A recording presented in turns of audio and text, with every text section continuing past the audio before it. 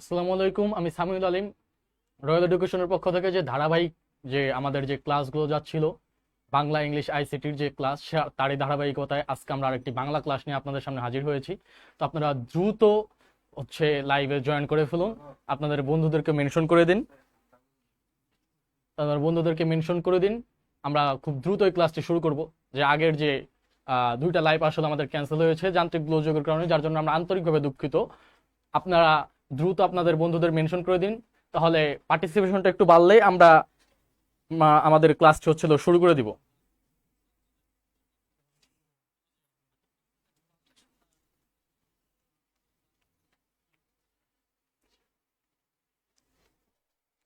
পার্টিসিপেশনটা একটু বাড়লে আমরা আমাদের ক্লাসটি শুরু করে দিব।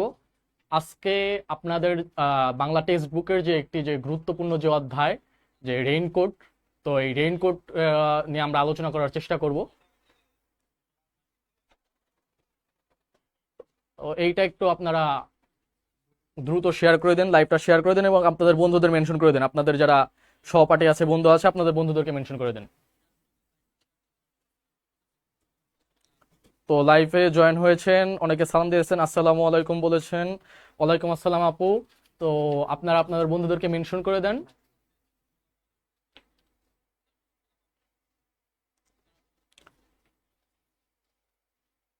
আমরা ক্লাসটি শুরু করবো। তো আজকে আমাদের যে টপিক, সেটা হলো বাংলার যে গুরুত্বপূর্ণ অধ্যায় যে আমাদের আছে, যে রেইনকোট। তো রেইনকোট নিয়ে আমরা আলোচনা করার চেষ্টা করব। তো প্রথমে রেইনকোট নিয়ে আমরা আলোচনা করার চেষ্টা করব। প্রথমে যে আপনারা এখানে যে দেখতে পাচ্ছেন যে রেইনকোট, আর রেইনকোটের লেখক আমরা জানি আখতারুজ্জামান ইলিয়াস। রেইনকোটের লেখক কে? আখতারুজ্জামান ইলিয়াস। তো আমরা যে কথাগুলো বলবো লাইভ ক্লাসে, আপনারা যদি ওইগুলো মনোযোগ দিয়ে শোনার চেষ্টা করেন, এই ক্লাসগুলো যদি করেন, তো এইটা আপনার জন্য খুবই বেশি উপকারী হবে। আপনি এইটার ফল আপনি সরাসরি পরীক্ষার হলে বুঝতে পারবেন। তো রেইনকোটের যে লেখক, সে আখতারুজ্জামান ইলিয়াস। এখন আমরা লেখক সম্পর্কে কিছু যে গুরুত্বপূর্ণ তথ্য আছে, সেই তথ্যগুলো জানার চেষ্টা করব। যে আখতারুজ্জামান ইলিয়াস সম্পর্কে যে গুরুত্বপূর্ণ তথ্য আছে, সেই তথ্যগুলো জানার চেষ্টা করব আমরা। দেখেন, এখানে যে আছে লেখক সম্পর্কিত যে গুরুত্বপূর্ণ তথ্য বলি, লেখক সম্পর্কিত গুরুত্বপূর্ণ তথ্য বলি। আর আমাদের এই গল্পের লেখককে আখতারুজ্জামান ইলিয়াস। দেখেন যে আমরা প্রথমেই যে গুরুত্বপূর্ণ তথ্যটি, সেটি হচ্ছে যে আখতারুজ্জামান ইলিয়াসের জন্ম কত সালে। আমরা যদি বলতে চাই যে আখতারুজ্জামান ইলিয়াসের জন্ম কত সালে, তো এইখানে দেখুন যে এইখানে লেখা আছে যে আখতারুজ্জামান ইলিয়াসের জন্ম কত সালে। ইলিয়াসের জন্ম 1943 সালের 12ই ফেব্রুয়ারি। এখন যদি আমি বলি যে 1943 সালের যে 12ই ফেব্রুয়ারি, আখতারুজ্জামান ইলিয়াসের জন্ম আসলে কোথায়? আখতারুজ্জামান ইলিয়াসের জন্ম গাইবান্ধার গটিয়া গ্রামে, মামার বাড়িতে। তো স্লাইডটা একটু দূরে চলে গেছে, সেই জন্য ওটা দেখা যাইতেছে না। যে গাইবান্ধার গটিয়া গ্রামে মামার বাড়িতে আখতারুজ্জামান ইলিয়াসের জন্ম কত সালে? 1943 সালের 12ই ফেব্রুয়ারি। তো যদি আপনাদের পরীক্ষায় এরকম ধরনের কোশ্চেন আসে যে আখতারুজ্জামান ইলিয়াসের জন্ম আসলে কত সালে, তাহলে আপনি খুব সহজেই অ্যান্সার করতে পারবেন যে আখতারুজ্জামান ইলিয়াসের জন্ম 1943 সালে। আখতারুজ্জামান ইলিয়াসের জন্ম 1943 সালে। কোথায়? গাইবান্ধার গটিয়া গ্রামে, মামার বাড়িতে। মামার বাড়িতে। যেহেতু সে মামার বাড়িতে জন্মগ্রহণ করেছে, তাহলে একটা কোশ্চেন থেকেই যায় যে তার পৈতৃক নিবাস কোথায়। তো তার পৈতৃক নিবাস বগুড়া শহরের উপকণ্ঠে অবস্থিত নারুলি গ্রামে। তার পৈতৃক নিবাস কোথায়? তার পৈতৃক নিবাস বগুড়া শহরে। আর বগুড়া শহরের উপকণ্ঠে অবস্থিত গ্রামটার নাম কি? নারুলি। গ্রামটার নাম কি? এটা ইম্পর্টেন্ট আপনাদের জন্য, এটা একটু মনে রাখার চেষ্টা করবেন যে কোন গ্রামে? নারুলি গ্রামে। কোন গ্রামে? নারুলি গ্রামে। আখতারুজ্জামান ইলিয়াসের যে পৈতৃক নিবাস, সেটা কোথায়? সেটা নারুলি গ্রামে। তো প্রথমে আমরা বললাম যে আখতারুজ্জামান ইলিয়াসের জন্ম 1943 সালের 12ই ফেব্রুয়ারি, গাইবান্ধা জেলার গটিয়া গ্রামে, মামার বাড়িতে। যেহেতু তার জন্ম হয়েছে মামার বাড়িতে, তাহলে একটা কোশ্চেন থেকে যায় যে তার পৈতৃক নিবাস কোথায়। তো তার পৈতৃক নিবাস কোথায়? বগুড়া শহরের উপকণ্ঠে অবস্থিত নারুলি গ্রামে। এখন আখতারুজ্জামান ইলিয়াসের যে কবির পিতৃপ্রদত্ত একটি নাম আছে। তো কবির পিতৃপ্রদত্ত নাম কি? কবির পিতৃপ্রদত্ত নাম আখতারুজ্জামান মোহাম্মদ ইলিয়াস। তো মাঝে একটি কি মোহাম্মদ যোগ হবে, মিডল নেমে শুধু মোহাম্মদ যোগ হবে। তো আখতারুজ্জামান ইলিয়াসের পিতৃপ্রদত্ত নাম কি? পিতৃপ্রদত্ত নাম আখতারুজ্জামান মোহাম্মদ ইলিয়াস। তো এখন আমরা আলোচনা করব কবির কর্মজীবন নিয়ে। আলোচনা করব কি নিয়ে, কবির কর্মজীবন নিয়ে। তো কবির কর্মজীবনে তিনি কি ছিলেন, সরকারি কলেজে বাংলা বিভাগের অধ্যাপক ছিলেন। আর আমরা যদি এটা একটু আইডেন্টিফাই করতে চাই যে কোন কলেজের অধ্যাপক ছিলেন, তিনি হচ্ছে ঢাকা কলেজের অধ্যাপক ছিলেন। এইটা আমরা হচ্ছে আপনার যে গল্প যে পড়বো, আপনাদের যে বিভিন্ন কোশ্চেন দেবো, এটার মাধ্যমে আমরা আপনারা হচ্ছে বুঝবেন যে আখতারুজ্জামান ইলিয়াস হচ্ছে কর্মজীবনে সরকারি কলেজে বাংলা বিভাগের অধ্যাপক ছিলেন। এবং কোন কলেজের অধ্যাপক ছিলেন, ঢাকা কলেজের অধ্যাপক ছিলেন। তো স্বর্ণা ইসলাম বলেছেন আখতারুজ্জামান মোহাম্মদ ইলিয়াস, জি গুড। এখন আমরা যে তথ্যটি জানবো যে বাংলা সাহিত্যে আখতারুজ্জামান ইলিয়াস কি হিসেবে খ্যাত। বাংলা সাহিত্যে আখতারুজ্জামান ইলিয়াস খ্যাত ছিল যে কি হিসেবে, যে বাংলা সাহিত্যে আখতারুজ্জামান ইলিয়াস খ্যাত ছিল হচ্ছিল কথা সাহিত্যিক হিসেবে। বাংলা সাহিত্যে আখতারুজ্জামান ইলিয়াস খ্যাত ছিল হচ্ছিল কি হিসেবে, কথা সাহিত্যিক হিসেবে। কথা সাহিত্যিক হিসেবে বাংলা সাহিত্যে আখতারুজ্জামান ইলিয়াস খ্যাত ছিল। তো আপনারা ক্লাসগুলো খুব মনোযোগ দিয়ে করেন। আর আপনারা যদি পারেন যে আমি যখন বলবো যে বাংলা সাহিত্যে আখতারুজ্জামান ইলিয়াস কি হিসেবে খ্যাত ছিল, তো আপনিও কমেন্ট করবেন যে কথা সাহিত্যিক হিসেবে খ্যাত ছিল। তো আপনার হয়তো মনে হইতে পারে যে কমেন্ট করে কি হবে, ভাইয়ার সাথে কমেন্ট করে তো কোনো কিছু হবে না।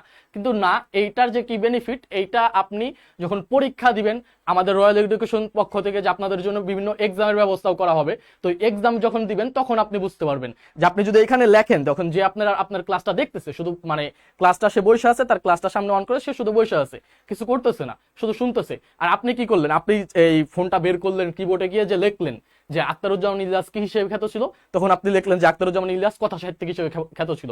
তো আমরা জানি কি যে 10 বার হচ্ছিল পড়া হচ্ছে একবার লেখার সমান, মানে একবার লেখলে আপনি যে পরিমাণ হচ্ছে বেনিফিট পাবেন, 10 বার পড়লে আপনি সেই পরিমাণ বেনিফিট পাবেন। তো আপনি যদি এখানে কমেন্ট করেন যে কি হিসেবে, কথা সাহিত্যিক হিসেবে খ্যাত ছিল, তো ওইটা কি আপনাকে ওইটার আপনার মেমোরিতে খুব দ্রুত সেট হয়ে যাবে।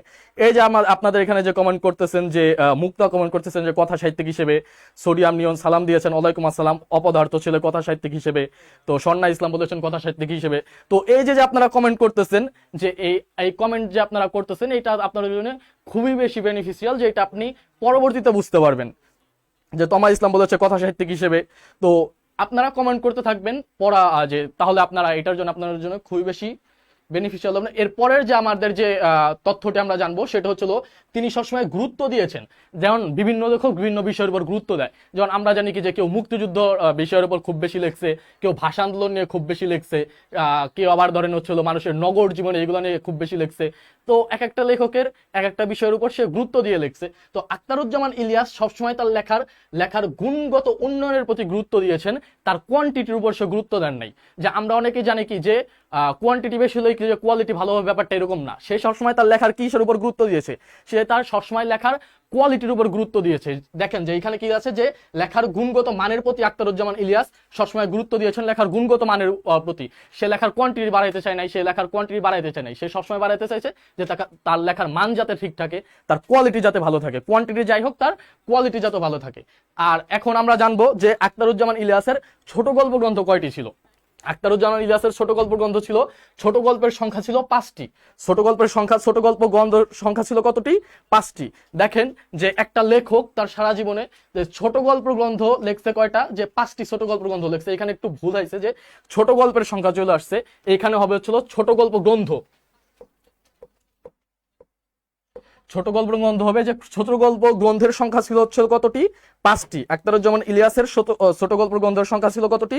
5টি। তো এই 5টি আপনারা একটু মনে রাখার চেষ্টা করবেন, যে নামগুলো কি, নামগুলো আপনারা মনে রাখার চেষ্টা করবেন। যে নামগুলো হচ্ছে অন্য ঘরে অন্য স্বর, খোয়ারি, দুধে ভাতে উৎপাত, দোজকের ওম, আর আরেকটা আমি লিখে দিচ্ছি এখানে, যে জাল স্বপ্ন স্বপ্নের জাল।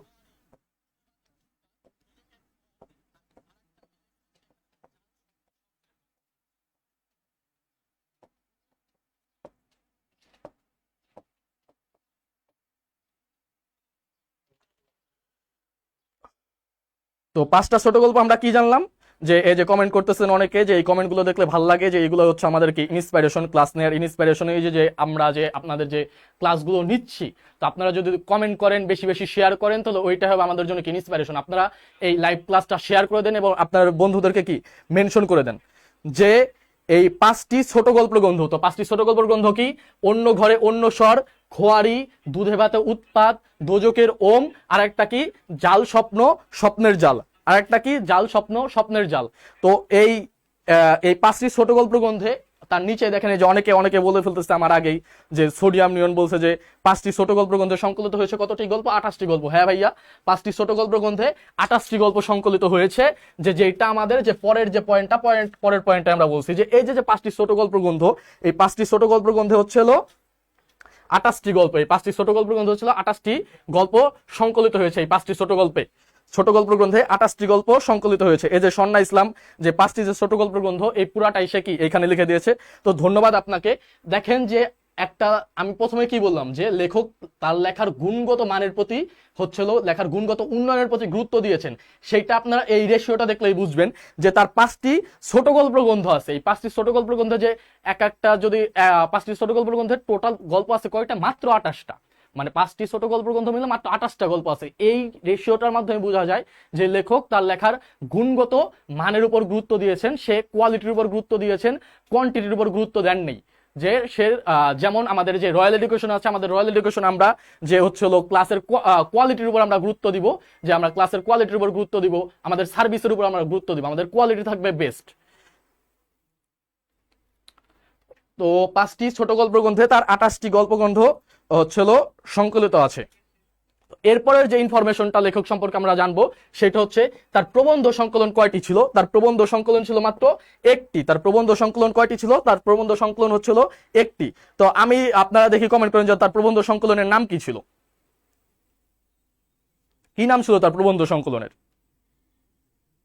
আমি একটু আপনাদের কমেন্ট দেখতে চাই যে আপনারা কমেন্ট করেন যে আপনার তার প্রবন্ধ সংকলনের নাম কি ছিল, প্রবন্ধ সংকলনের কি নাম ছিল।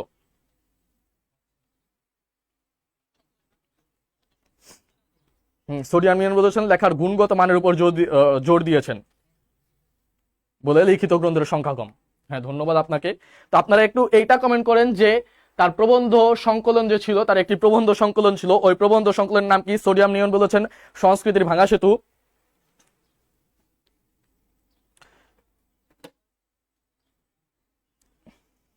তো সিনথিয়া ফারহান সালাম দিয়েছেন, ওয়ালাইকুম আসসালাম। স্বর্ণা ইসলাম বলেছেন সংস্কৃতির ভাঙা সেতু। তমা ইসলাম বলেছেন প্রবন্ধ সংকলন ছিল একটি। হ্যাঁ, প্রবন্ধ সংকলন হচ্ছিল একটি।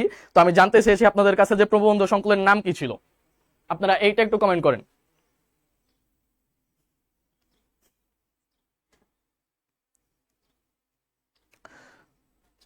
তো আলী মোহাম্মদ সাগর বলেছেন হচ্ছিল সংস্কৃতির ভাঙা সেতু। তার প্রবন্ধ সংকলনের নাম ছিল তো সংস্কৃতির ভাঙা সেতু। তমা ইসলাম বলেছেন হচ্ছিল সংস্কৃতির ভাঙা সেতু। অপদার্থ ছিল বলেছেন সংস্কৃতির ভাঙা সেতু। তো আপনাদের সবাইকে অসংখ্য ধন্যবাদ যে হ্যাঁ, তার প্রবন্ধ সংকলনের নাম ছিল সংস্কৃতির ভাঙা সেতু। তার প্রবন্ধ সংকলনের নাম ছিল সংস্কৃতির ভাঙা সেতু। তো আমরা যদি একটু সামারি করার চেষ্টা করি যে তার টোটাল ছোট গল্প হচ্ছিল, ছোট গল্প ছিল কয়টা, 28টি। আর ছোট গল্পগুলা ছিল কয়টা গ্রন্থে, 5টি ছোট গল্প গ্রন্থে। তো এই 5টি ছোট গল্প গ্রন্থে তো আমরা এটা আলোচনা করলামই। আর তার প্রবন্ধ সংকলন ছিল একটি, সেই প্রবন্ধ সংকলনের নাম হচ্ছিল সংস্কৃতির ভাঙা সেতু।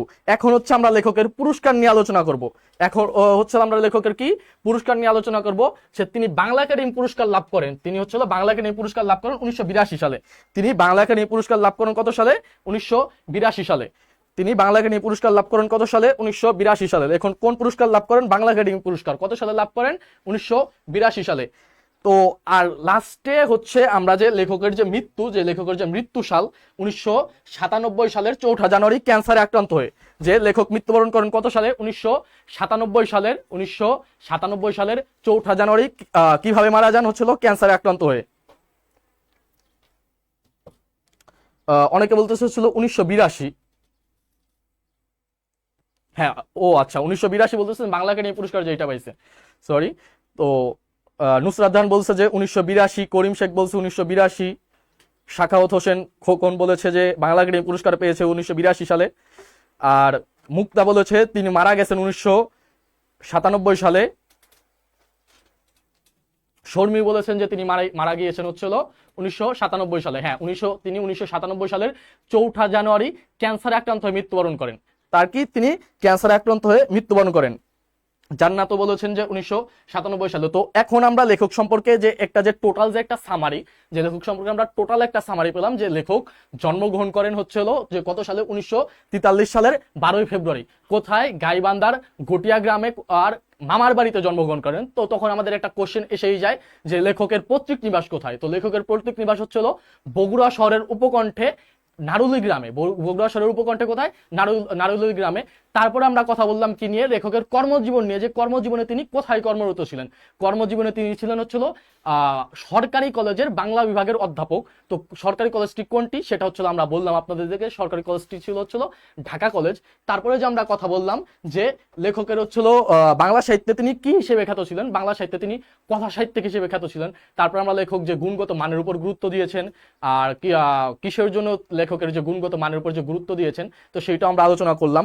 যে আশা করি যে লেখক সম্পর্কে যে আপনাদের একটা যে টোটাল সামারি, এটাকে আপনাদের ক্লিয়ার কিনা, এটা আপনারা একটু বলেন। যে লেখক সম্পর্কে যে টোটাল একটা সামারি যে দেওয়ার চেষ্টা করেছি আমি এইখানে, যে এইটা আপনাদের ক্লিয়ার কিনা, এই পয়েন্টগুলো আপনাদের কাছে ক্লিয়ার কিনা, যে আখতারুজ্জামান ইলিয়াস সম্পর্কে যে আমরা টোটাল একটা সামারি দেওয়ার চেষ্টা করেছি, এটা আপনাদের কাছে ক্লিয়ার কিনা।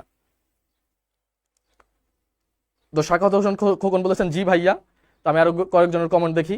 কনিষ্ঠ বলেছেন ক্লিয়ার ভাইয়া। তো এইটা আপনাদের কাছে ক্লিয়ার কিনা, এইটা আপনারা একটু কমেন্ট করার ট্রাই করেন,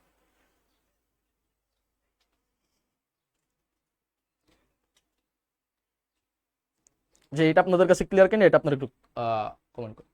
তো জি ভাইয়া আলহামদুলিল্লাহ ক্লিয়ার, জি বুঝতে পেরেছি। তো আচ্ছা, আপনাদের সবাইকে ধন্যবাদ যে সাথে থাকার জন্য।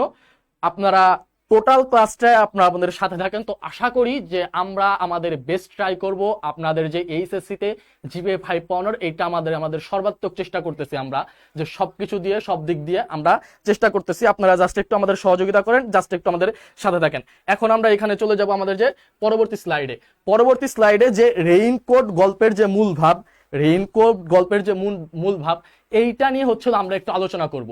যে এখন আমরা এর আগে কি নিয়ে আমরা লেখক সম্পর্কে একটা সামারি দিলাম, এখন হচ্ছিল পুরা রেইনকোট গল্প নিয়ে আমরা এখানে একটু একটা সামারি দেওয়ার চেষ্টা করব। যে পুরা রেইনকোট গল্প যদি আমরা পড়ি, তাহলে এই পুরা গল্প থেকে আমাদের কি সামারিটা বের হয়ে আসবে, এইটা নিয়ে আমরা একটু কথা বলার চেষ্টা করব।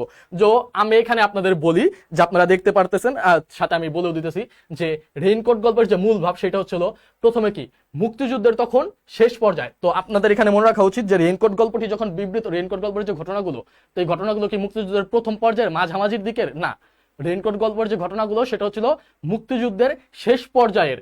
আর ঢাকায় তখন মুক্তিযোদ্ধাদের গেরিলা আক্রমণ শুরু হয়েছে।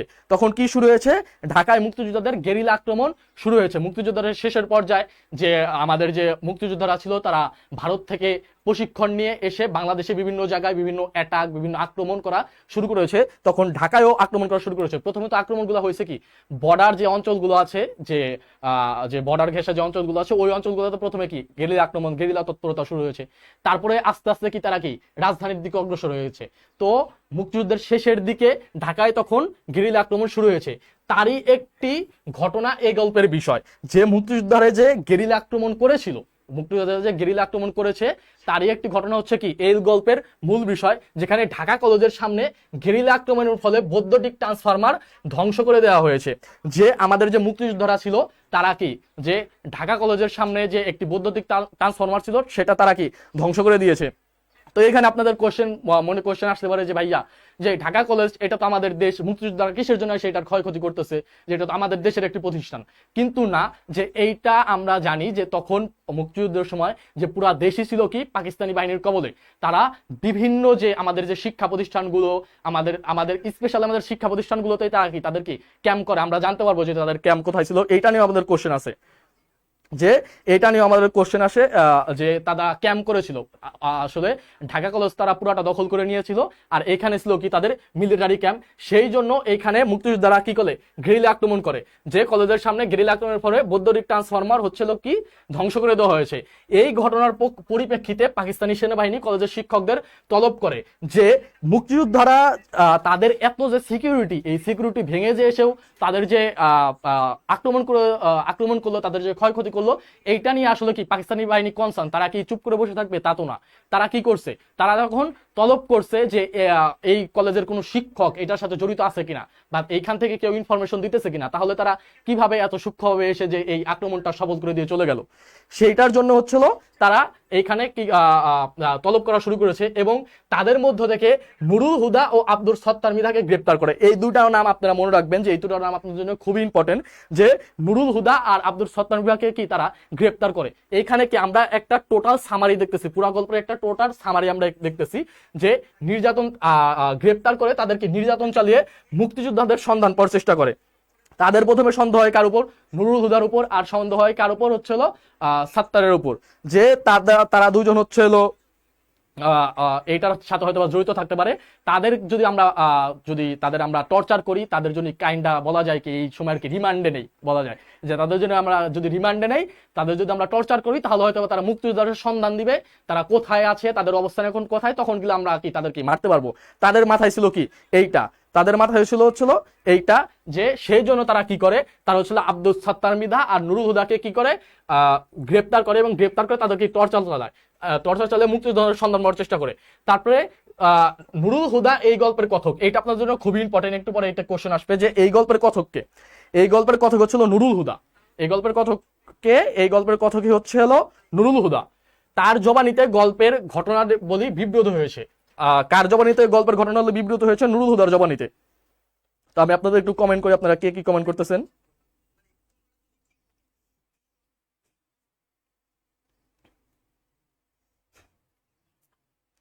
তো এই নুরুল হুদা হচ্ছিল এই গল্পের কথক, আর কার জবানিতে এই গল্পটা রচিত, এইটা আপনারা একটু কমেন্ট করার চেষ্টা করেন। তো আব্দুর রহমান বলছে সবচেয়ে বেশি এমসিকিউ নুরুল হুদাকে নিয়ে। হ্যাঁ, সবচেয়ে বেশি এমসিকিউ এই গল্পের মেন ক্যারেক্টারই হচ্ছিল কে? নুরুল হুদা। গল্পের মেন ক্যারেক্টার কি? নুরুল হুদা।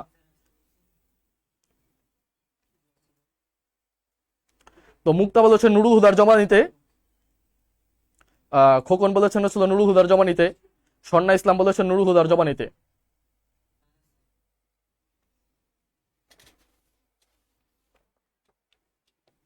তো এই তার জবানিতে গল্পের ঘটনা বলে কি বিব্রত হয়েছে, আর বিব্রত হয়েছে পাকিস্তানি বাহিনীর বর্বর নিপীড়ন ও হত্যাযজ্ঞের ঘটনা, ঢাকা শহরের আতঙ্কগ্রস্ত জীবনের চিত্র। নুরুল হুদার জবানিতে বিব্রত হয়েছে কি, যে নুরুল হুদার জবানিতে বিব্রত হয়েছে যে ঢাকা শহরে যে তখন যে মানুষের যে যে আতঙ্কগ্রস্ত যে জীবন ছিল, তারা কোথাও বের হইতে পারতো না, কখন কোথা থেকে গুলি এসে তাদের গায়ে লেগে যায়, তারা মারা যায়, বা পাকিস্তানি বাহিনী যে কোনো গেলে জায়গায় হচ্ছিল গেলে তাদের কি করতো, যে বলা যায় যে তল্লাশি নিত। এই গল্পের মাধ্যমে আমরা দেখবো যে তারা এরকম বাস আটকায়, সবকিছু আটকায় তারা কি তল্লাশি নিচ্ছে, যে আদৌ কিরা মুক্তিবাহিনীর লোক কিনা। তো মুক্তিবাহিনীর লোক হলে কি হবে, তাদেরকে নিয়ে কি মেরে ফেলবে। ইভেন অনেক নিরস্ত্র লোককেও তারা মারছে।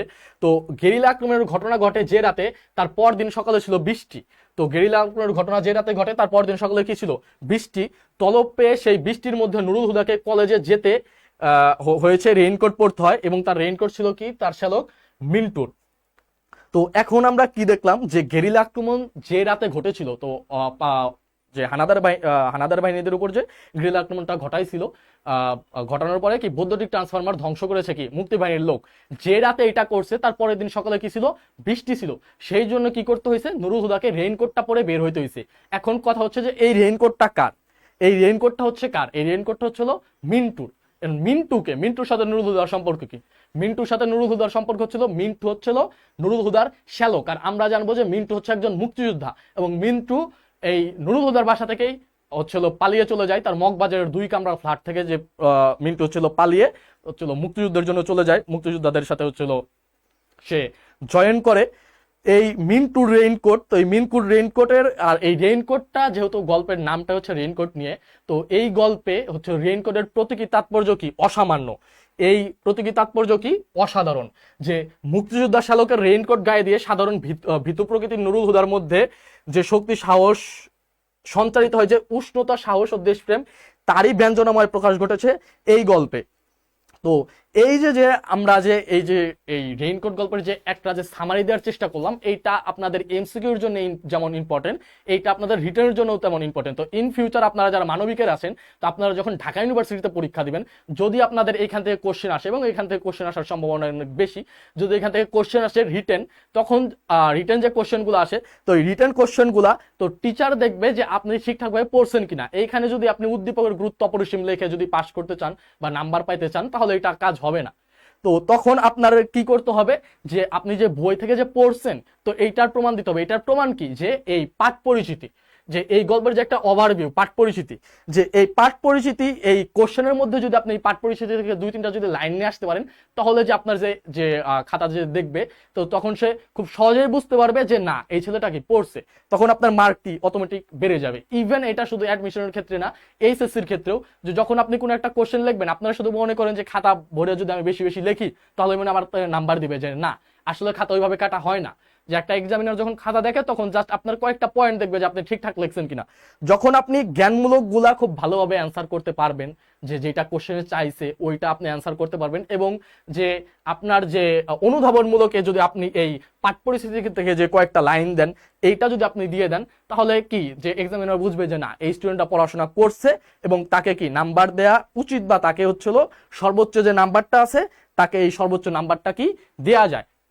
তো এই যে যে লাইনটা আপনাদের জন্য, এই লাইনটা আপনারা সবসময় মনে রাখবেন যে এই রেইনকোটের প্রতীকী তাৎপর্য অসাধারণ। এই যে যে রেইনকোটটি নুরুল হুদা পড়েছিল, এই গল্পে এই রেইনকোটের প্রতীকী তাৎপর্য কি অসাধারণ। এই রেইনকোট পড়ার মাধ্যমে তার মধ্যে সঞ্চারিত হয়েছে কি উষ্ণতা, সাহস ও দেশপ্রেম। এই উষ্ণতা, সাহস ও দেশপ্রেম যে সঞ্চারিত হয়েছে তারই ব্যঞ্জনময় প্রকাশ ঘটেছে এই রেইনকোট গল্পে। যে তার মধ্যে যে উষ্ণতা, সাহস, যে আমরা গল্পের লাস্টে দেখতে পারি যে এই সাহস যে সঞ্চারিত হয়েছে, সেই জন্যই সে সাহসিকতা নিয়ে কি বলতে পারে, পাকিস্তানি যে বাহিনী আছে তাদের সামনে বলতে পারে যে সে জানে যে মুক্তিযোদ্ধাদের আস্তানা কোথায়, কিন্তু সে বলবে না। কিন্তু আমরা জানি যে নুরুল হুদাকে একটু ভীতু প্রকৃতির, যে গল্পের প্রথমে আমরা জানি যে নুরুল হুদা একটু ভীতু প্রকৃতির লোক, কিন্তু তার মধ্যে এই সাহসটা কিভাবে আসলো, এই রেইনকোটটা পড়ার মাধ্যমে তার মধ্যে সাহসটা আসলো। তো আমরা এখানে দেখবো। তো আপনারা বলেন যে এই রেইনকোট গল্পের যে মূল ভাব, এইটা আপনাদের জন্য গুরুত্বপূর্ণ, এটা জানা, যে টোটাল যে একটা ওভারভিউ সামারি, তো এইটার কে কার সাথে সম্পর্ক ছিল, কার কি ছিল, তো এইগুলা তো আমরা এমসিকিউ এর মাধ্যমে জানবো, কিন্তু এই সামারিটা মাথায় বসায় না, এটা আপনাদের জন্য খুবই গুরুত্বপূর্ণ। তো এইটা আমি এখানে দেওয়ার চেষ্টা করেছি, আপনারা একটু আপনারা কমেন্ট করে জানান যে এটা ক্লিয়ার কিনা।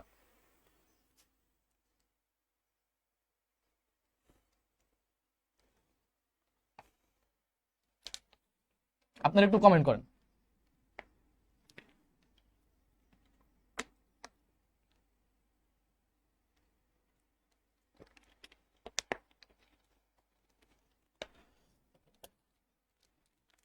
আপনারা একটু কমেন্ট করেন, আমি কমেন্ট দেখবো।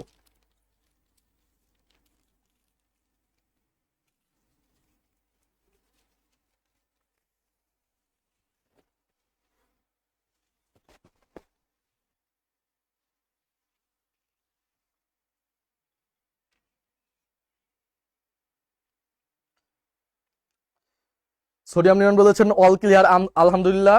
করিম সাহেব বলেছেন ক্লিয়ার ভাইয়া। নেক্সট মুক্তা বলেছেন ক্লিয়ার।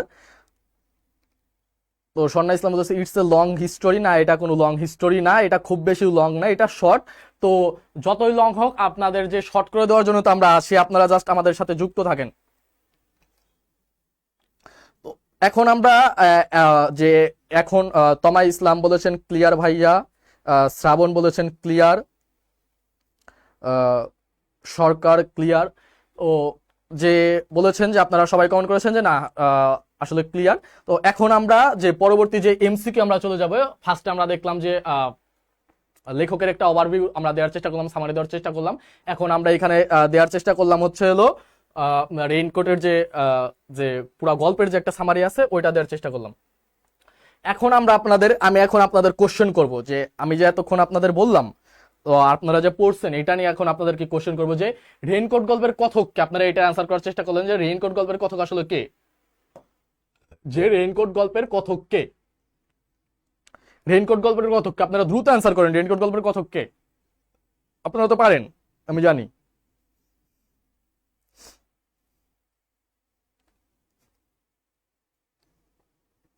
নিজাদুদ্দিন বলেছেন মিন টু রেইনকোট পড়ায় শরীরে সাহায্যকে। হ্যাঁ। শাখাওয়াত হোসেন খোকন বলেছেন নুরুল হুদা, সোডিয়াম নিরঞ্জন বলেছেন নুরুল হুদা, স্বর্ণা ইসলাম বলেছেন নুরুল হুদা। তো আপনারা আরো কমেন্ট করেন, দ্রুত কমেন্ট করেন। আব্দুর রহমান বলেছেন যে নুরুল হুদা, জান্নাত বলেছেন নুরুল হুদা, মিনহাব মুক্তা বলেছেন নুরুল হুদা। তো রেইনকোট গল্পের কথককে যে আমরা জানি, শ্রাবণ বলেছেন যে নুরুল হুদা। যারা যারা নুরুল হুদা অ্যান্সার করেছেন সবার অ্যান্সারই সঠিক হয়েছে, তো আপনাদের সম্পর্কে অসংখ্য ধন্যবাদ। আফিয়া আক্তার বলেছেন নুরুল হুদা। তো নুরুল হুদা রেইনকোট গল্পের কথককে, রেইনকোট গল্পের কথক হচ্ছে হলো নুরুল হুদা। তো গল্পের একটা জায়গায় বলা হয়েছে যে নিজামুদ্দিনও বলেছেন নুরুল হুদা। যে রেইনকোট গল্পের কথক কে? রেইনকোট গল্পের কথক হচ্ছে কে? নুরুল হুদা। তো আমরা যে কি বললাম, আমরা একটু আগে যে গল্পের যে সামারি বা মূল ভাব পড়ার সময় আমরা পড়েছিলাম কি, যে গেরিলা আক্রমণ যে রাতে হয়েছিল তার পরের দিন সকালে ছিল কি বৃষ্টি। তো কিসের জন্য ফুটফাট বন্ধ? বৃষ্টির জন্য ফুটফাট বন্ধ ছিল। ওইখানে নুরুল হুদা বলেছিল যে বৃষ্টির জন্য ফুটফাট বন্ধ।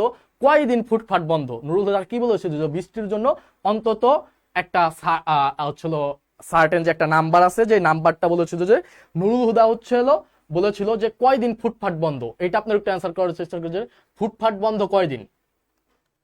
ফুটফাট বন্ধ কয়দিন? সাখাওয়াত হোসেন খোকন বলেছেন যে 3 দিন ফুটফাট বন্ধ। তো আমরা দেখি যে আরো কে কে অ্যান্সার করে।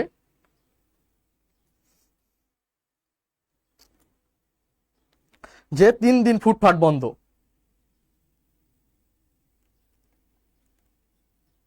সোডিয়াম নিয়ন বলেছেন যে 3 দিন ফুটফাট বন্ধ। স্বর্ণা ইসলাম বলেছেন 3 দিন। তমা ইসলাম বলেছেন 3 দিন।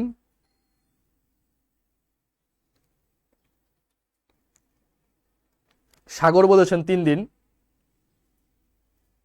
জান্নাত বলেছেন 3 দিন। অপদার্থ ছেলে বলেছেন 3 দিন। অপদার্থ। তো আমরা কি জানলাম যে সোডিয়াম নিল ফুটফাট বন্ধ কয়দিন?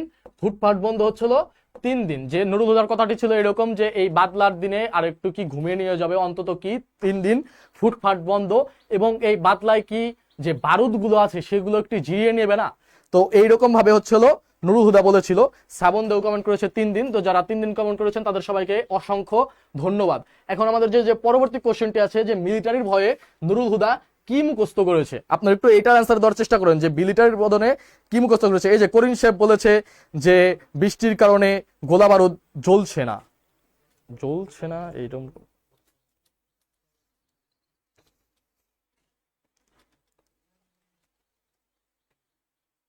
যে কি মুখস্থ করেছেন এটা একটু আপনার অ্যান্সার করেছে যে মিলিটারির ভয়ে নুরুল হুদা কি মুখস্থ করেছে। মিলিটারির ভয়ে নুরুল হুদা কি মুখস্থ করেছে?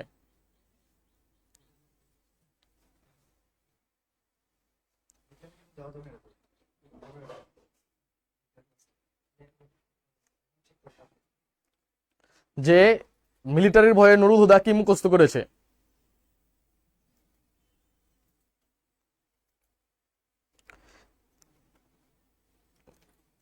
আব্দুর রহমান বলছে 5 কলেমা মুখস্থ ছিল। শ্রাবণ দে 5 কলেমা। করিম শেখ বলছে 7 কলেমা। ভাই কলেমা 7 না, মুসলমান হিসেবে তো কলেমা ভাই ছিল 5টা। ভাই আপনি আবার 2টা কোন জায়গা থেকে নিয়ে আসলেন? 7 কলেমা বলতে কিছু নাই ভাই, 5 কলেমা। তো স্বর্ণা ইসলাম বলেছে 5 কলেমা। তো এই যে জাস্ট একজন হচ্ছে সঠিক উত্তর দিছে, সেটা হচ্ছিল সোডিয়াম নিয়ন। সে বলছিল সূরা। হ্যাঁ, যে মিলিটারির ভয়ে নুরুল হুদা অনেক সূরা মুখস্থ করছে। এই কয়েক মাসে নুরুল হুদা কি মুখস্থ করছে? অনেক সূরা মুখস্থ করছে। যে এইটা একটু ট্রিকি ব্যাপার ছিল যে মিলিটারির ভয়ে এই কয়েক মাস নুরুল হুদা অনেক সূরা মুখস্থ করছে। আর রাস্তায় বেরোলে তার ঠোঁটের উপর সবসময় কি রেডি রাখে? যে আপনারা এতক্ষণ যেটার অ্যান্সার দিচ্ছেন এটা হলো পরবর্তী কোশ্চেনের অ্যান্সার দিচ্ছেন। যে রাস্তায় বেরোলে নুরুল হুদা সবসময় ঠোঁটের উপর রেডি রাখে যে 5 কলেমা। যে তখন পাকিস্তানি বাহিনীরা বলতো যে এরকম কি যে হিন্দু না মুসলমান, যে তখন যদি বলতো যে অনেক হিন্দুরাও তো মুসলমান সাজার যে ট্রাই করতো নিজের যান বাঁচানোর জন্য, যে অনেকে টুপি মাথায় রাখতো, তো তখন বলতো যে যদি মুসলমান হও তাহলে 5টা কলেমা বলো। তো যখন হচ্ছে হলো সেই জন্য সবসময় মুখের উপর রেডি রাখতো 5 কলেমা, যাতে তার একটু দেরি হয়ে গেলে তারা যাতে না ভাবে যে হিন্দু, তাদের যাতে গুলি করে যাতে হচ্ছিল তারে মেরে না ফেলে।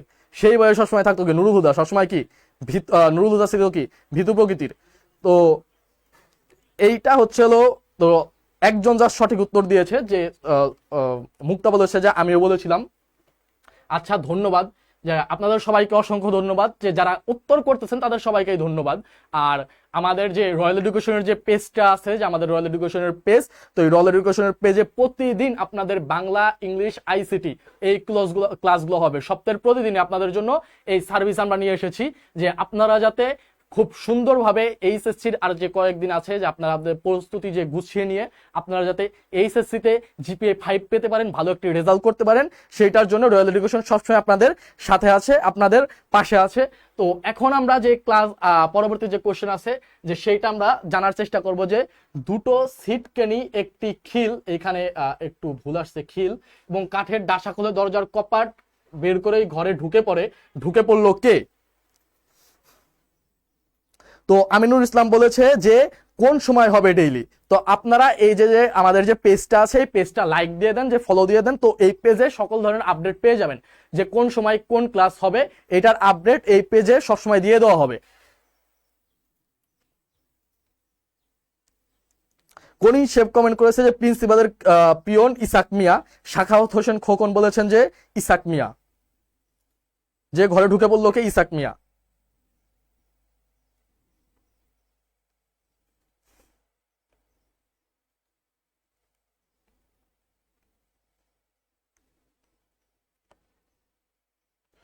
মনি বলেছেন যে ইসাক মিয়া। সোডিয়াম নিয়ন প্রিন্সিপালের পিয়ন ইসাক মিয়া। স্বর্ণা ইসলাম প্রিন্সিপালের পিয়ন ইসাক মিয়া। অপদার্থ ছেলে ইসাক মিয়া। জান্নাত বলেছেন কে, ইসাক মিয়া, যে দুটো ছিটকেনি, একটি খিল এবং একটি কাঠের ঢাসা খুলে দরজার কপাট খুলতেই ঘরে ঢুকে পড়লো কে, প্রিন্সিপালের পিয়ন ইসাক মিয়া। তো এই যে এই যে ইসাক মিয়া যে ব্যক্তিটি আছে,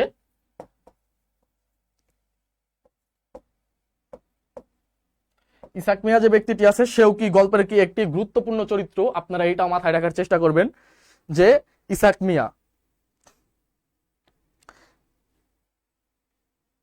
যে আমিনুর ইসলাম আর বলছেন যে ছাত্রলীগ নেতা ইসাক মিয়া। না ভাই, ছাত্রলীগ নেতা না, ছাত্রলীগ এত খারাপ না, ছাত্রলীগ নিয়ে কিছু বলা যাবে না।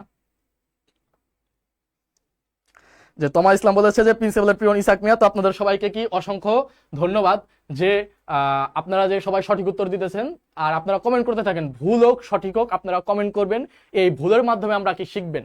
তা আমিও সবকিছু জানি না, আপনারাও সবকিছু জানেন না, আপনাদের কাছ থেকেও আমার কাছে অনেক কিছু শেখার আছে, আর আমার কাছ থেকে আপনি যতটুকু পারেন আমি চেষ্টা করতেছি আপনাদের শেখানোর। তো সেইটা হচ্ছে হলো যে আমাদের যে ক্লাসটা আছে, ক্লাসটা কন্টিনিউ করলে আমরা আরো অনেক কিছু জানবো এই যে গল্প সম্পর্কে। যে কলেজের সামনের দেয়াল ঘেঁষে কোনটি অবস্থিত, আপনারা এইটা একটু আনসার চেষ্টা করেন। এই যে করিম সে বলেছে মাঠ পেরিয়ে একটু বাঁ দিকে প্রিন্সিপালের কোয়ার্টার। যে এই তার যে কমেন্ট, তার কমেন্টের মাধ্যমে বোঝা যাইতেছে যে তার পড়া যে অনেক, সে লাইন বাই লাইন পড়ছে, অনেক সুন্দরভাবে পড়ছে। তো শর্মি অনেকক্ষণ পরে যে ইসাক মিয়ার যে কমেন্ট, এটা কমেন্ট করেছে, তো ধন্যবাদ আপনাকে। তো এখন আপনার যে পরের যে কোশ্চেনটি আছে এইটা কমেন্ট করার ট্রাই করেন, যে কলেজের সামনের দেয়াল ঘেঁষে কোনটি অবস্থিত ছিল, কলেজের সামনের দেয়াল ঘেঁষে অবস্থিত কোনটি ছিল। সোডিয়াম নিরন বলেছেন যে ইলেকট্রিক ট্রান্সফরমার। স্বর্ণা ইসলাম বলেছে ইলেকট্রিক ট্রান্সফরমার।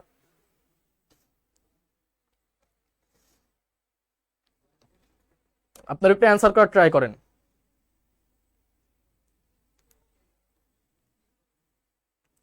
মনি বলেছে যে কোয়ার্টার।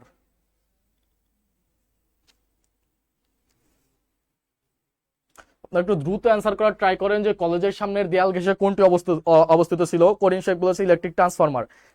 নিজামুদ্দিন বলেছে কোয়ার্টার।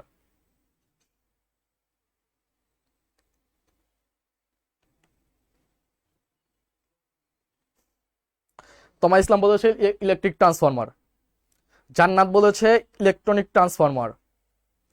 মনি ইসলাম বলেছে প্রিন্সিপালের কোয়ার্টার।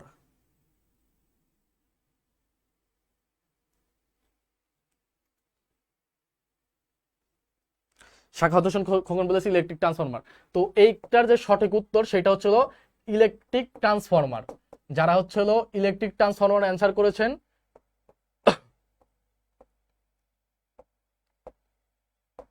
তাদের সবাইকে অসংখ্য ধন্যবাদ, এবং যারা প্রিন্সিপালের কোয়ার্টার অ্যান্সার করেছেন তাদের সবাইকে অসংখ্য ধন্যবাদ।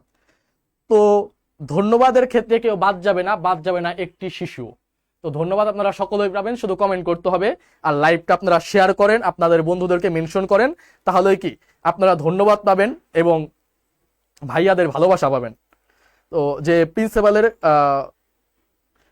এখানে বিষয়টা খেয়াল করি, যে কলেজের সামনের দেয়াল ঘেঁষে কোনটি অবস্থিত, সেটা হচ্ছিল ইলেকট্রিক ট্রান্সফরমার। আর প্রিন্সিপাল, আর মাঠ পেরিয়ে একটু বাঁ দিকে হচ্ছিল আপনার, যে মাঠ পেরিয়ে একটু বাঁ দিকে হচ্ছিল প্রিন্সিপালের কোয়ার্টার। আর কলেজের সামনে দেয়াল ঘেঁষে অবস্থিত কোনটি, ইলেকট্রিক ট্রান্সফরমার। ও স্যার, আমার নামটা নিজাম, ও আচ্ছা, আমি সরি, নাম হচ্ছে আপনার নাজিম উদ্দিন। আচ্ছা নাজিম। তো যে কলেজের সামনের দেয়াল ঘেঁষে অবস্থিত কোনটি, কলেজের সামনের দেয়াল ঘেঁষে অবস্থিত ইলেকট্রিক ট্রান্সফরমার। আর মাঠ পেরিয়ে একটু বাঁ দিকে, আপনারা সবাই হচ্ছিল, আমি যেইটার অ্যান্সার করতে বলি আপনারা ওইটার অ্যান্সার করেন, আপনারা হচ্ছে তারপরেরটার অ্যান্সার করে দেন। মাঠ পেরিয়ে একটু বাঁ দিকে কোনটি, মাঠ পেরিয়ে একটু বাঁ দিকে হচ্ছিল প্রিন্সিপালের কোয়ার্টার। কিন্তু এতক্ষণ তো আমরা কথা বলতেছিলাম যে কলেজের সামনের দেয়াল ঘেঁষে কোনটি অবস্থিত। আর এই যে সোডিয়াম নিয়ন বলেছেন যে মাঠ পেরিয়ে একটু বাঁদিকে প্রিন্সিপালের কোয়ার্টার, যে আব্দুর রহমান বলেছে মাঠ পেরিয়ে বাঁদিকে কার কোয়ার্টার, হ্যাঁ মাঠ পেরিয়ে বাঁদিকে কার কোয়ার্টার, যে মাঠ পেরিয়ে একটু বাঁদিকে হচ্ছিল প্রিন্সিপালের কোয়ার্টার। আর প্রিন্সিপালের কোয়ার্টার,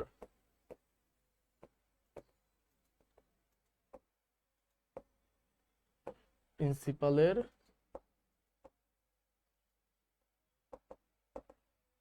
কোয়ার্টার, তো আমার হাতের লেখা খুবই বাজে। তো প্রিন্সিপালের কোয়ার্টার, মুক্তা বলেছেন যে প্রিন্সিপালের কোয়ার্টার। আর পরবর্তী যে প্রিন্সিপালের কোয়ার্টার সঙ্গে কোনটির অবস্থান, প্রিন্সিপালের কোয়ার্টারের সঙ্গে কোনটির অবস্থান, সেইটা হচ্ছিল মিলিটারি ক্যাম্প। প্রিন্সিপালের মিলিটারি ক্যাম্প, মিলিটারি ক্যাম্প হচ্ছিল প্রিন্সিপালের কোয়ার্টারের সঙ্গে কি মিলিটারি ক্যাম্প।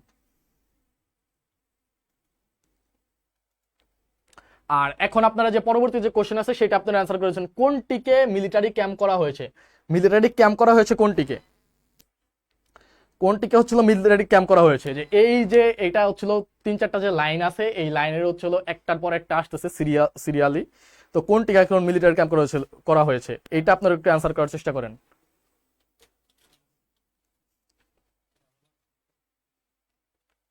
যে কোনটিকে মিলিটারি ক্যাম্প করা হয়েছে, সন্না ইসলাম বলেছেন কলেজের জিমনেশিয়ামকে।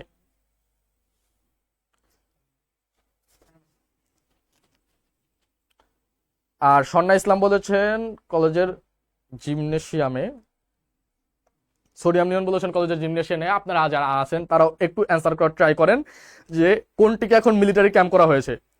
নাজিম বলেছে কলেজে, তো দেখি আমরা অ্যান্সারটা আসলে কি।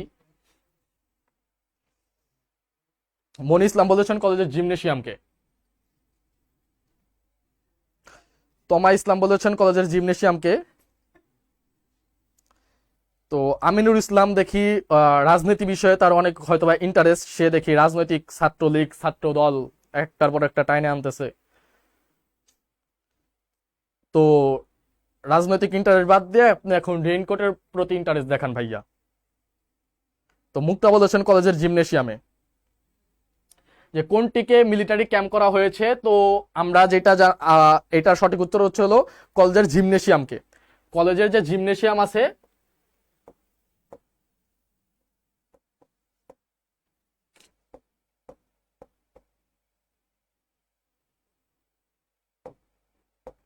আপনারা অনেকেই অ্যান্সার করতেছেন কলেজের জিমনেশিয়ামকে। যে এই যে শাখাওয়াত হোসেন খোকন একটা সিরিয়ালে বলছে যে দেয়ালের পর বাগান, টেনিস লন, তারপর কলেজ দালান, মস্ত দালান পার হয়ে ফুটবল ও ক্রিকেট খেলার মাঠ, মাঠ পেরিয়ে প্রিন্সিপালের কোয়ার্টার, আর মাঠ পেরিয়ে একটু বাদিকে প্রিন্সিপালের কোয়ার্টার, আর প্রিন্সিপালের কোয়ার্টারের পাশে কি মিলিটারি ক্যাম্প। কলেজের জিমনেশিয়ামে এখন মিলিটারি ক্যাম্প, বইয়ে এইভাবে সিরিয়ালে লেখা আছে। তো আপনাকে অসংখ্য ধন্যবাদ। যে মিলিটারি ক্যাম্পটা আসলে কোথায়, যে কলেজের জিমনেশিয়ামে, মিলিটারি ক্যাম্পটা কোথায়, কলেজের জিমনেশিয়ামে। তো এই যে যে কোশ্চেনগুলো এইখানে আছে, তো এই কোশ্চেনগুলো কি আপনাদের কি টোটালি ক্লিয়ার কিনা, আপনারা একটু এটা অ্যান্সার করার ট্রাই করেন। আমাকে জাস্ট এটা একটু জানান যে এই যে কোশ্চেনগুলো যে এখানে দেয়া আছে যে এগুলো আপনাদের ক্লিয়ার কিনা।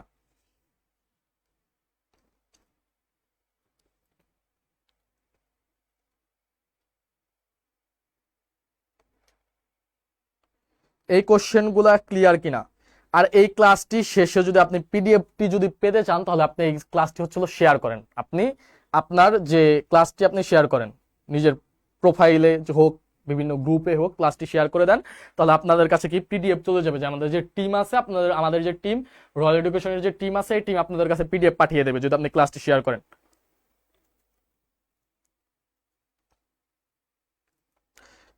মনি বলেছেন ক্লিয়ার ভাইয়া, এটি পড়েছিলাম সকালে। করিম শেখও বলেছে ক্লিয়ার।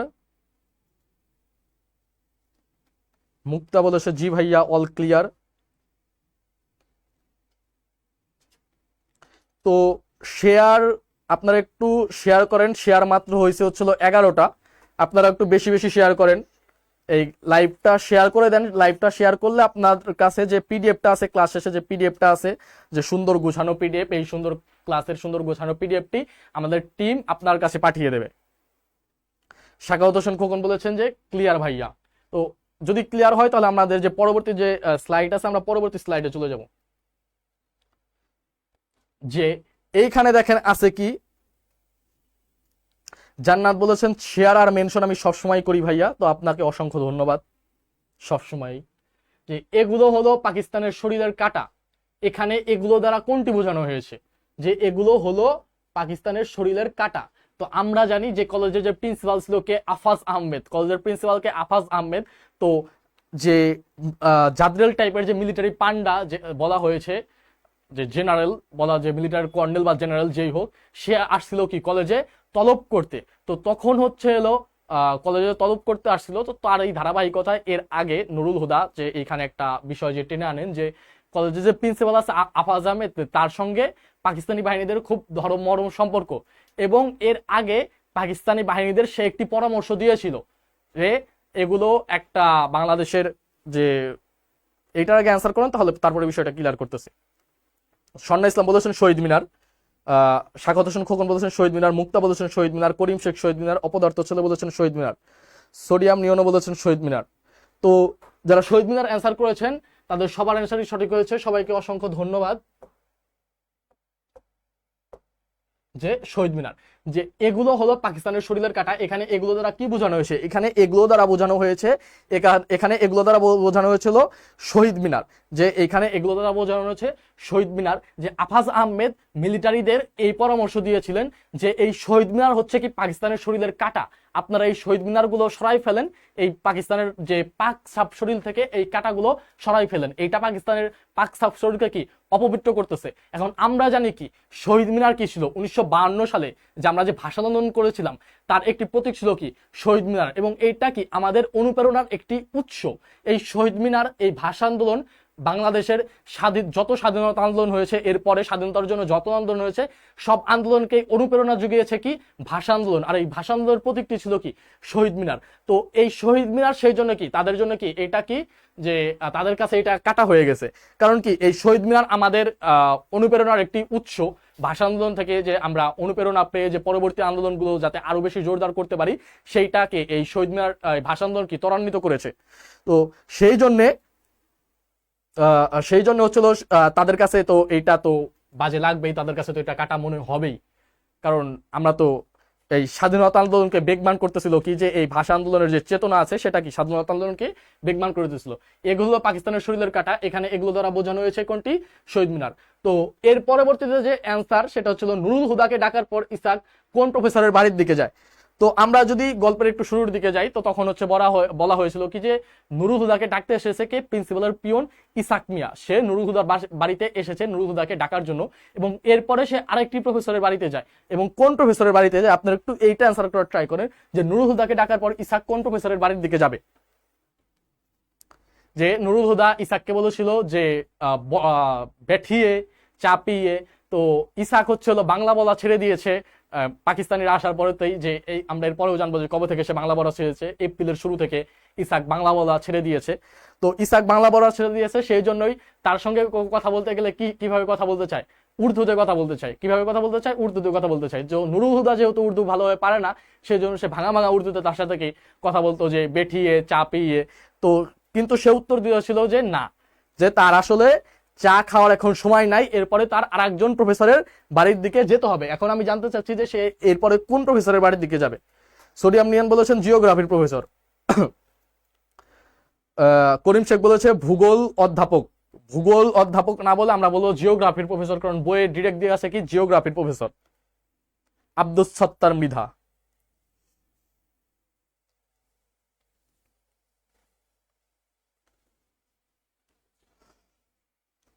তমা ইসলাম বলেছেন ভূগোলের মানে জিওগ্রাফির প্রফেসর আব্দুল সত্তার মৃধা। স্বর্ণা ইসলাম বলেছে জিওগ্রাফির প্রফেসর। কোন প্রফেসরের বাড়ির দিক যাবে সেটা হচ্ছিল জিওগ্রাফির প্রফেসর।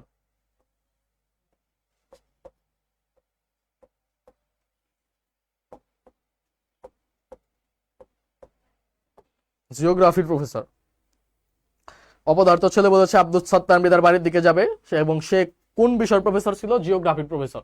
যে নুরুল হুদাকে ডাকার পরে এরপরে ইসাক মিয়া যাবে কার বাড়িতে, ইসাক মিয়া যাবে হচ্ছিল জিওগ্রাফির প্রফেসরের বাড়িতে। কারণ কিসের জন্য যাবে, তাদের দুইজনের কি, যে তাদের দুইজনকে তলব করেছে কে, যে মিলিটারি আসছে, তাদের কি করবে, তাদের হচ্ছিল জেরা করবে। যেটা আমরা গল্পের মূল ভাবে জেনেছিলাম যে দুইজন প্রফেসরকে তলব করে, একটা হচ্ছিল নুরুল হুদা আর একটা হচ্ছিল কি একটা হচ্ছে নুরুল হুদা, আর একটা হচ্ছে হলো জিওগ্রাফির প্রফেসর আব্দুল সত্তার মৃধা। তো এখন যদি আমি এখানে কোশ্চেন করি যে আপনাদের এখানে যে নুরুল হুদা কোন বিষয়ের লেকচারার ছিল, যে গল্পে কি বলা হয়েছে নুরুল হুদা কোন বিষয়ের লেকচারার ছিল,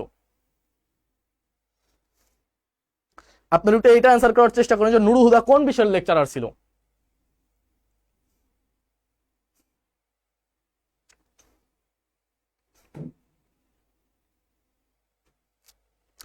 ইমন আহমেদ বলছে ভাই শেয়ার করেছি, পিডিএফ কখন দিবেন? তো আপনারা ক্লাসটি শেয়ার করেন, আপনি যদি ক্লাসটি শেয়ার করেন তো ক্লাস শেষ হওয়ার সাথে সাথেই তো আপনার কাছে পিডিএফ চলে যাবে। ক্লাস শেষ হওয়ার সাথে সাথেই আপনার কাছে পিডিএফ চলে যাবে। আমাদের যে টিম আছে, আমাদের টিম আপনার কাছে পিডিএফ পাঠিয়ে দেবে। করিম শেখ বলেছে যে বাংলা, স্বর্ণা ইসলাম বলেছে কেমিস্ট্রি। করিম শেখ আবার করিম শেখ বলেছে সোডিয়াম নিরোধন বলেছেন কেমিস্ট্রি। আপনি কোশ্চেন বোঝার ট্রাই করবেন, সবসময় আপনি আগে কোশ্চেনটা ভালোভাবে দেখবেন যেখানেই যান। যে আমি বলেছি যে সে এই গল্পে উল্লেখিত সে কোন বিষয়ের লেকচারার ছিল নুরুল হুদা। অপদার্থ ছিল বলেছে কেমিস্ট্রি। সাখাওয়াত হোসেন খোকন বলেছেন কেমিস্ট্রি। ইমন আহমেদ বলেছেন কেমিস্ট্রি। নাজিম বলেছেন কেমিস্ট্রি। তমা ইসলাম বলেছেন কেমিস্ট্রি।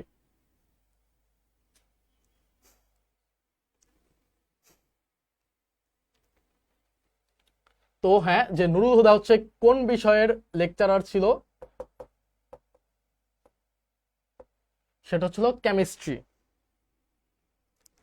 নুরুল হুদা লেকচারার ছিল কোন বিষয়ের? কেমিস্ট্রির লেকচারার ছিল নুরুল হুদা। যে নুরুল হুদা ছিল কেমিস্ট্রির লেকচারার, আর আরেকজন যে ছিল আব্দুল সত্তার মৃধা, সে হচ্ছিল কি জিওগ্রাফির প্রফেসর। তো এরপরে হচ্ছিল যে গুরুত্বপূর্ণ যে একটি কোশ্চেন, যে মিলিটারির প্রাদুর্ভাবের পর কাকে দেখে সবাই তটস্থ থাকে। আপনারা যারে নিয়ে এতক্ষণ খুব আলাপ আলোচনা করলেন, একজন হচ্ছিল ছাত্রলীগের নেতা বানাই দিলেন, কেউ ছাত্র দলের, কেউ যুবলীগের নেতা বানাই দিলেন। তো সেই হচ্ছিল এই ব্যক্তি। তো আপনি একটু অ্যান্সার করার চেষ্টা করেন যে মিলিটারির প্রাদুর্ভাবের পর কাকে দেখে সবাই তটস্থ থাকে।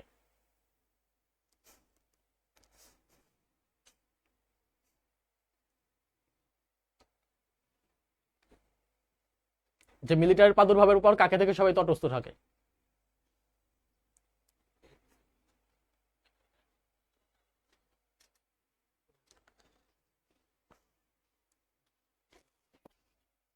করিম শেখ বলছে নুরুল হুদা। স্বর্ণা ইসলাম বলছে ইসাক ভাইয়া। সাখাওয়াত হোসেন খোকন বলেছে ইসাক মিয়া।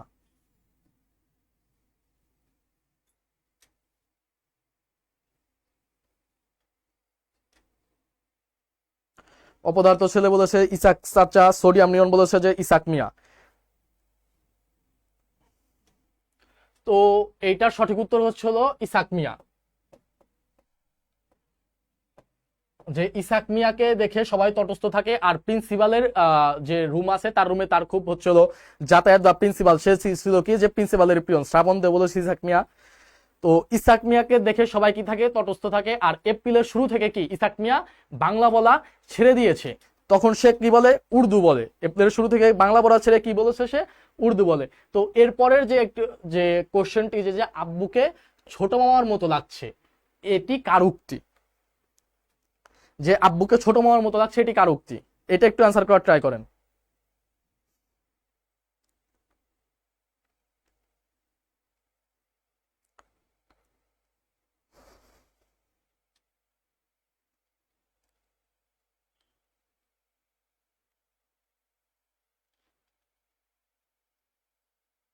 আব্বুকে ছোট মামার মতো লাগছে, এটি কার উক্তি?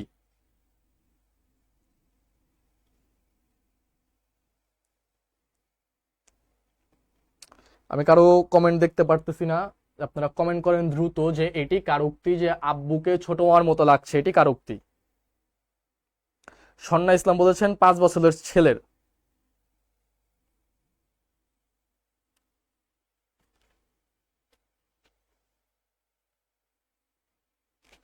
একজন কমেন্ট করেছেন নুরুল হুদার ছোট ছেলে, কিন্তু তার নামটা আমি উচ্চারণ করতে পারতেছি না, যে সে কি নাম দিছে, চাইনিজ না বেঙ্গলি।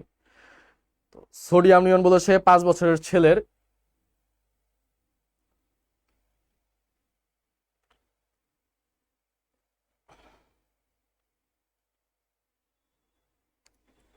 তো সময় কমেন্ট করতেছিল নুরুল হুদার ছেলের।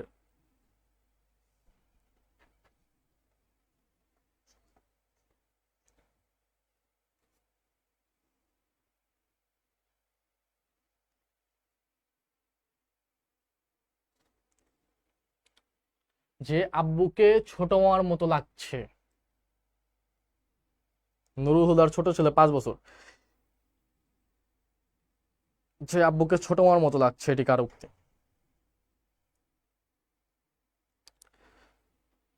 কিন্তু আদৌ কি এটা নুরুল হুদার ছোট ছেলের? আপনারা একটু ভালোভাবে দেখেন যে আব্বুকে ছোট মামার মতো লাগছে এটি বলেছিল কে? নুরুল হুদার যে মেয়ে আছে 2.5 বছরের, সে বলেছিল আব্বুকে হচ্ছে হলো ছোট মামার মতো লাগছে।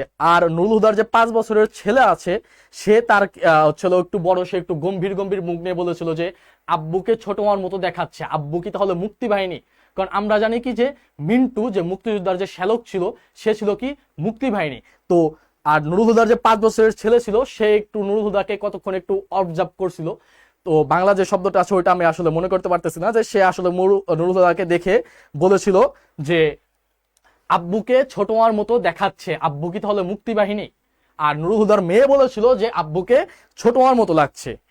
আর এই যে সাখাওয়াত হোসেন খোকন বলেছেন এটা হচ্ছিল মেয়ের কথা। যে এই যে এখন এসে আপনারা বিষয়টা বুঝতে পারছেন যে এই যে যে ছোট ছোট যে বিষয়গুলো আছে, যে ছোট ছোট জিনিসগুলো আছে, তো এইগুলা কি আপনারা পরীক্ষার হলে কোশ্চেন অর্ধেক পড়েন, কোশ্চেন অর্ধেক পড়ার পরে ধুপধাপ অ্যান্সার করে দেন, যে মানে কোশ্চেনও ঠিকঠাক পড়েন না, আর হচ্ছিল আপনারা অনেক সময় অপশনও ঠিকঠাক দেখেন না, যে আপনারা অ্যান্সার করে দেন। তো এই এই বিষয়টা, এই ভুল কাজটা আপনারা কোনো জায়গায় করবেন না।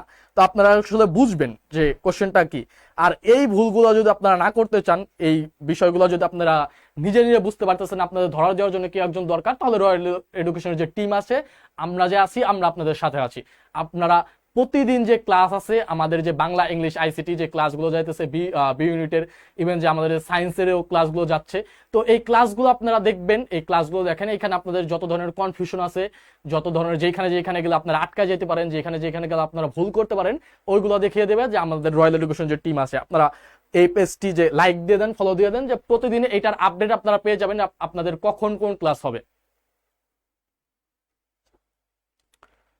তো এর পরবর্তী যে কোশ্চেন আছে, যে বৃষ্টি শুরু হওয়ার আগে গুলির আওয়াজ আসছিল কোন দিক থেকে? যে বৃষ্টি শুরু হওয়ার আগে গুলির আওয়াজ আসছিল কোন দিক থেকে?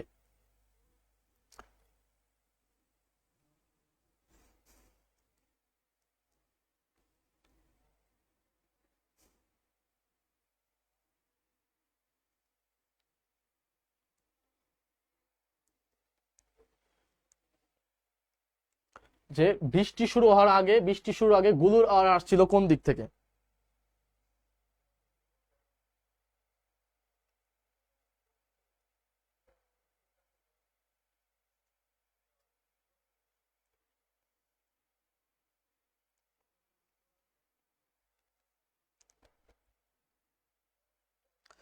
সন্না ইসলাম বলেছেন যে মিরপুরের ব্রিজের দিক থেকে।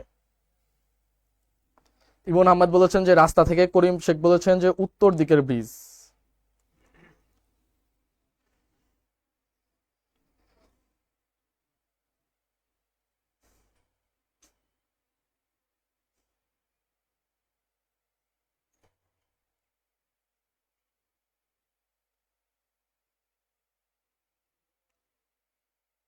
যে ব্রিজের দিক থেকে, যে বৃষ্টি শুরু হওয়ার আগে গুলি দেওয়ার আসছিল কোন দিক থেকে, সেটা হচ্ছিল মিরপুরের ব্রিজের দিক থেকে।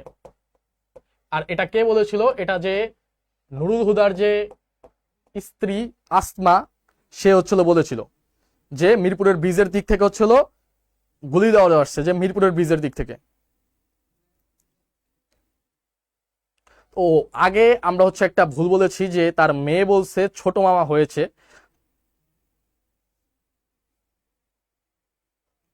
যে মেয়ে বলেছিল যে আব্বু ছোট মামা সেজেছে বা হয়েছে, আর ছেলে বলেছিল যে আব্বুকে ছোট মামার মতো লাগছে।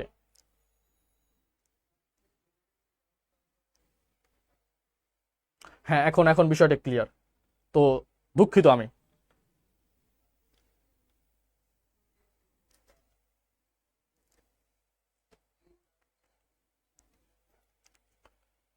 এর পরবর্তী যে কোশ্চেন আছে, কত তারিখে মগবাজার 2 কামরার ফ্ল্যাট থেকে মিন্টু চলে গিয়েছে? এটা একটু অ্যান্সার করে ট্রাই করেন।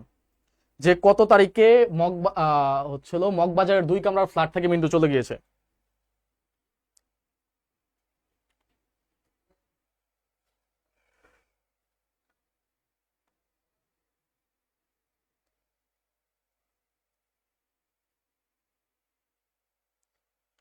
সোডিয়াম নিয়ন বলেছেন যে 23 জুন।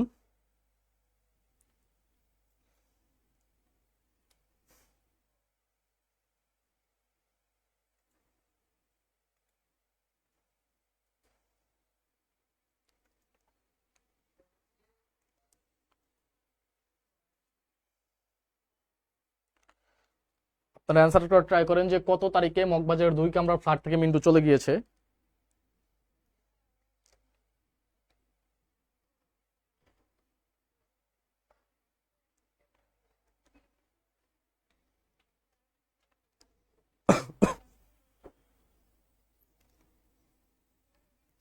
তো এইটা হচ্ছে হলো 23 জুন, জুনের 23 তারিখে। জুনের 23 তারিখে হচ্ছে হলো মগবাজারের 2 কামরার ফ্ল্যাট থেকে হচ্ছিল মিন্টু চলে যায়। আর জুলাইয়ের প্রথমে কি, জুলাইয়ের প্রথমে হচ্ছিল বাড়ি শিফট করে, নুরুল হুদা বাড়ি শিফট করে। আমরা প্রথমে বলেছি নুরুল হুদা ছিল খুবই ভীতু টাইপের, সে ভয় পেত যে যদি কোনোভাবে কেউ জেনে যায় যে তার যে শ্যালক আছে মিন্টু, সে তার বাসা থেকে পালিয়ে গিয়ে সে মুক্তিযুদ্ধ জয়েন করেছে, তখন তো হানাদার বাহিনীরা আসে তাদেরকে ধরবে। তো এইটা ভেবে নুরুল হুদা হচ্ছিল জুলাইয়ের প্রথম সপ্তাহে হচ্ছিল বাড়ি ঠিক করে। শ্রাবণে বলছে 23 জুন। তো তারপরে কি হচ্ছিল, ভাবি আপনার ভাইকে দেখছি না উক্তিটি কার? তো ভাবি আপনার ভাইকে দেখছি না এই উক্তিটি হচ্ছিল পাশের ফ্ল্যাটের যে ভাবি আছে, পাশের ফ্ল্যাটের যে মহিলা আছে, সে আসলে বলছিল যে ভাবি আপনার ভাইকে দেখছি না। যে পাশের ফ্ল্যাটের গোলগাল মুখের যে মহিলা আছে সে আসলে বলেছিল যে গোলগাল মুখের যে মহিলা আছে সে বলেছিল যে ভাবি আপনার ভাইকে দেখছি না। তো আমরা একটু দ্রুত হচ্ছিল একটু আহ শেষ করে দিব, এটা আমাদের লাস্ট। তো মিলিটারি লাগার পর থেকে নুরুল হুদা কয়বার ভাষা পরিবর্তন করেছে? আপনারা একটু এটা একটু অ্যান্সার করে ট্রাই করেন যে মিলিটারি লাগার পর থেকে নুরুল হুদারা কয়বার ভাষা পরিবর্তন করেছে?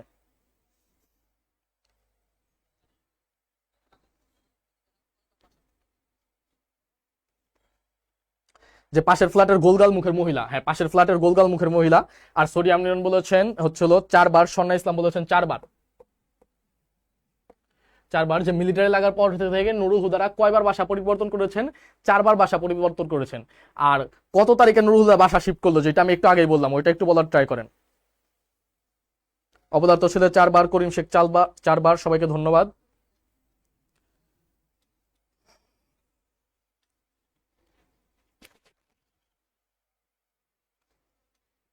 তমা ইসলাম বলেছেন 4বার ভাষা পরিবর্তন করেছে, হার্ড ওয়ার্কার 4বার। তো আমরা এখন পরবর্তী যে কোশ্চেন আছে ওইটা, যে নুরুল হুদা কত তারিখে বাড়ি শিফট করলো? যে 23 তারিখে, জুলাইয়ের পয়লা। তো জুলাইয়ের পয়লায় কি নুরুল হুদা কি বাড়ি শিফট করলো? স্বর্ণা ইসলাম বলেছেন জুলাইয়ের 1 তারিখে। সোডিয়াম নিয়ন বলেছেন জুলাইয়ের 1 তারিখে।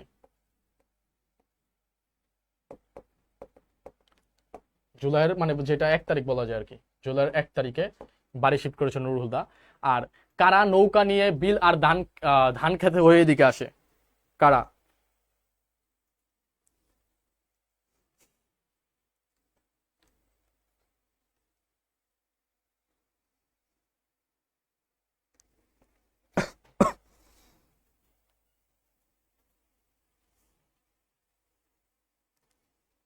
নাজিম বলেছে 1 জুলাই। আপনারা পরবর্তী কোশ্চেনটার অ্যান্সার করার ট্রাই করেন যে কারা নৌকা নিয়ে বিলার ধান ক্ষেতের এদিকে আসে। এবং এইটাই হচ্ছিল আমাদের আজকের মতো এটা হচ্ছিল শেষ কোশ্চেন।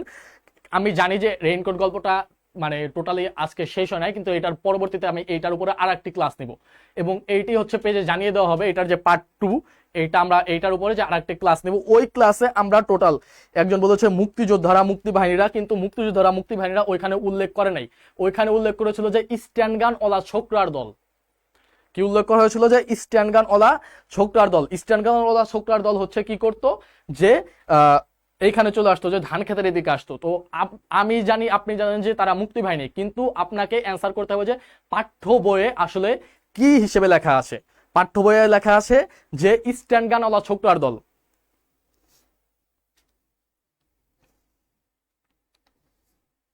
যে পাঠ্য বইয়ে লেখা আছে হলো স্ট্যান্ড গান ওলা ছোকরার দল।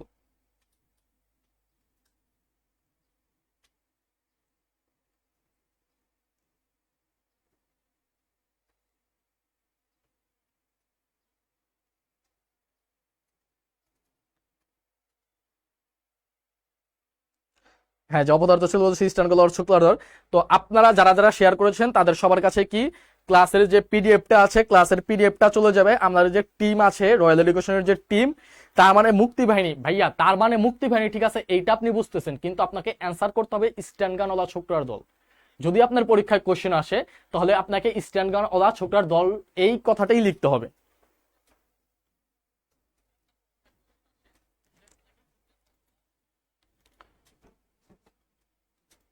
তো এই ক্লাস, এই যে ক্লাস যে নিলাম, এই ক্লাস হচ্ছিল আপনারা কতটুকু বুঝতে পেরেছেন ওইটা আপনারা একটু বলেন আমাকে, যে এই যে যতটুকু আমি আজকে পড়িয়েছি এইটা আপনাদের কাছে ক্লিয়ার কিনা। আর আমি জানি যে এইটা আজকে শেষ হয়নি, রেইনকোট নিয়ে এর পরবর্তীতে আমি আপনাদের আরো একটি ক্লাস নিব, যেই ক্লাসে বিস্তারিতভাবে পুরো বিষয়টা শেষ করে দেওয়া হবে আর পুরো বিষয়টা হচ্ছে আমরা ক্লিয়ার করে দেব। এই পর্যন্ত যতটুকু পড়ানো হয়েছে ততটুকু আপনাদের কাছে ক্লিয়ার কিনা এইটা আপনারা একটু বলেন।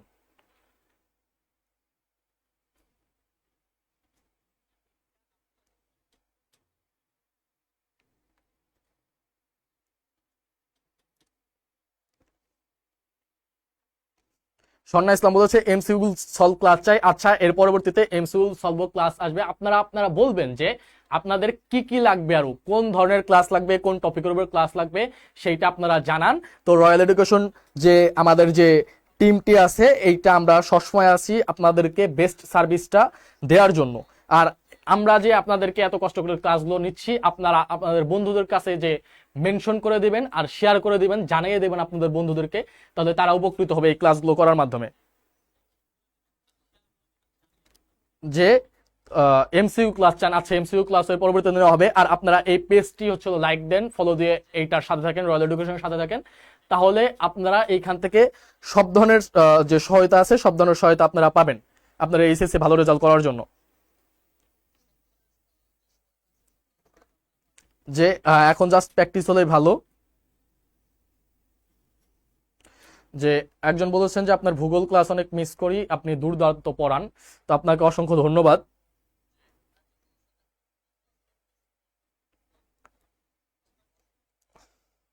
হ্যাঁ, এরকম প্রথমে একটু আলোচনা করলে তারপর এমসিকিউ ভালো হয়। আমিও সেটা চাইতেছি যে প্রথমে একটু যে বিষয়গুলো নিয়ে আলোচনা করলে তারপর আমরা এমসিকিউ সলভ করাইলে ভালো হয়। এর পরবর্তীতে আমরা আপনাদের মাঝে এমসিকিউ সলভ নিয়ে আসবো। তো ততদিন পর্যন্ত ভালো থাকবেন, সুস্থ থাকবেন, আর হচ্ছে হলো রয়্যাল এডুকেশনের সাথে থাকেন। ধন্যবাদ সবাইকে। আসসালামু আলাইকুম। আজকে এখানেই শেষ।